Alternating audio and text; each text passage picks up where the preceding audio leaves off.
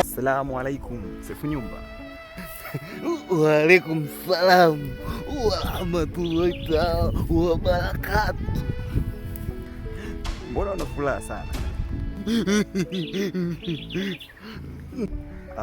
Sasa mimi naomba leo nikupe pesa ya futari. Sema sikupi hivi. Naomba nikupe kaswali kamoja tu. Ukinijibu na somo ulionayo, mimi nakupatia zawadi. Nitakupa pesa ya shilingi 10,000. Hivi ndo Waislamu wenyewe tuliobakia, hakuna mwingine. Ndio niulize.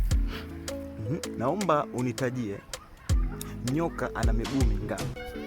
Unipe 10,000 yangu kabisa kwanza. Nyoka ana miguu 7.